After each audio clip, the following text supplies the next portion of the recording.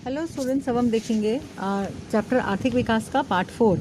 इसके अंतर्गत हम देखेंगे 7वीं पंचवर्षीय योजनाएं जो कि 1985 से लेकर 1990 तक चली। इस योजना में खाद्यान्न, रोजगार और उत्पादकता प्रोडक्टिविटी बढ़ाने पर बल दिया गया। विकास, आधुनिकीकरण, आत्मनिर्भरता, सामाजिक न्याय, उत्पादन, तकनीकी विज्ञान में सुधार लाना और राष्ट्रीय आय में, नेशनल इनकम में हर साल 5% का इंक्रीज लाना और खाद्यान्न उत्पादन में वृद्धि करना, ये सब इस पंचवर्षीय योजना के उद्देश्य थे। तो इस योजना के अंतर्गत निम्न कार्यक्रम प्रारंभ किए गए। पहला था जवाहर रोजगार योजना, जिसमें ज़्यादा से ज़्यादा लोगों को हम एम्प्लॉयमेंट दे सकें। इंदिरा आवास योजना, कम दर में लोगों के लिए निवास स्थान बना सकें, घर का निर्माण कर सकें। 10 लाख कुएँ खुदवाने की योजना थी।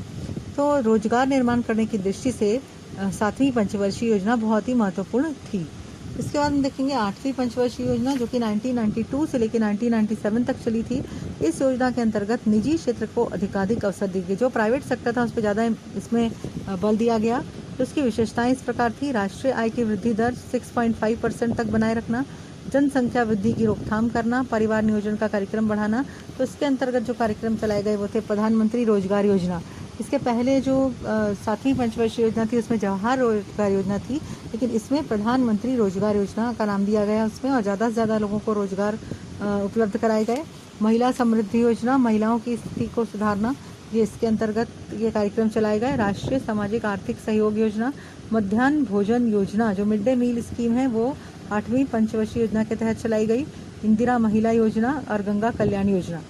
8वीं पंचवर्षीय योजना में निजी क्षेत्र का महत्व बढ़ गया और इस योजना में वर्ष 1991 में सरकार द्वारा स्वीकारी गई उदार और मुक्त आर्थिक नीति का प्रतिबिंब दिखाई देता है। जो हमारे देश में आर्थिक विकास हो रहे थे, इसके अंतर्गत लिबरलाइजेशन, ग्लोबलाइजेशन, उसकी शुरुआत 1991 में स्टार्ट हो गई थी। तो इसके बाद हम देखेंगे 9वीं पंचवर्षीय योजना 1997 से 2002 तक। इस योजना में कृषि और ग्रामीण विकास को प्रधानता दी गई थी। आर्थिक विकास की दर में वृद्धि लाना, विदेशी निवेश के लिए औद्योगिक नीति को नई दिशा प्रदान करना इस योजना के उद्देश्य थे। इस योजना के अंतर्गत स्वर्ण जयंती शहरी रोजगार योजना, भाग्यश्री बाल कल्याण योजना, राज राजेश्वरी महिला कल्याण योजना, स्वर्ण जयंती ग्राम स्वरोजगार योजना, जवाहर ग्राम समृद्धि योजना, अंत्योदय अनाज योजना ने एक व्यक्ति तक अनाज पहुँचे, खाना मिले, ये इस योजना के उद्देश्य थे।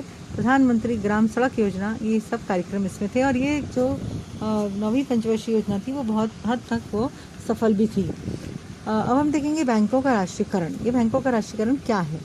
पंडित नेहरू और लाल बहादुर शास्त्री के कार्यकाल में भारत में बैंकिंग व्यवसाय पर निजी क्षेत्र का अधिकार था। जो जितने भी जो बैंक थे सब प्राइवेट ओनरशिप में थे। ये बैंक उद्योग समूह का प्रतिनिधित्व करते थे। इन बैंकों के निदेशक अपने उद्योगों का विकास और लाभ को बढ़ाने में कार्यरत रहते थे। उनका एक एम जो था वो खुद का प्रोग्रेस था, खुद की डेवलपमेंट थी और ज़्यादा से ज़्यादा उनको प्रॉफिट अपने लिए कमाना था। इसकी रोकथाम करने के लिए सरकार ने वर्ष 1955 में इंपीरियल बैंक का राष्ट्रीयकरण किया। जो अंग्रेजों ने स्थापित की थी बैंक, उसका नाम था इंपीरियल बैंक। तो 1955 में उसका नेशनलाइजेशन हो गया। राष्ट्रीयकरण यानी नेशनलाइजेशन, वो गवर्नमेंट के अंडर में आ गया और उसे भारतीय स्टेट बैंक में परिवर्तित किया गया। इस बैंक ने अल्पावधि में ही, मतलब बहुत कम समय में ही पूरे बैंक में अपनी ब्रांचेस खोल ली और देश के डेवलपमेंट में बहुत सारी अपना योगदान दिया। अब राष्ट्रीयकरण की पृष्ठभूमि हम देखेंगे, बैकग्राउंड क्या है, कैसे किस तरह से राष्ट्रीयकरण किया गया बैंकों का। तो भारत ने जब स्वतंत्रता के पश्चात मिश्रित अर्थव्यवस्था को स्वीकार किया था, हमको पता है। तो अगर इसमें कार्यान्वित करते समय यदि घाटा हो जाता है तो उसे पूरा करने के लिए बैंकों का राष्ट्रीयकरण होना आवश्यक था। राष्ट्रीयकरण होने के बाद इन बैंकों को होने वाला लाभ सरकारी कोष में जमा होने वाला था। ये इसका करने का ये उद्देश्य था कि इन बैंकों को जो भी लाभ होगा वो किसी प्राइवेट पर्सन के पास ना जाकर वो सरकार को मिलेगा। इसी के साथ लघु और मंझोले उद्योग से संबंधित विकास नीति को कार्यान्वित करना भी आवश्यक था।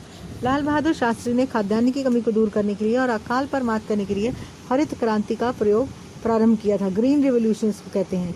और प्रधानमंत्री इंदिरा गांधी के कार्यकाल में कांग्रेस पार्टी में समाजवादी विचारों से प्रेरित होकर Congress forum for socialist action दल ने व्यापारी बैंकों के राष्ट्रीयकरण की मांग की और इस निर्णय को कम्युनिस्ट पार्टी का भी समर्थन प्राप्त था।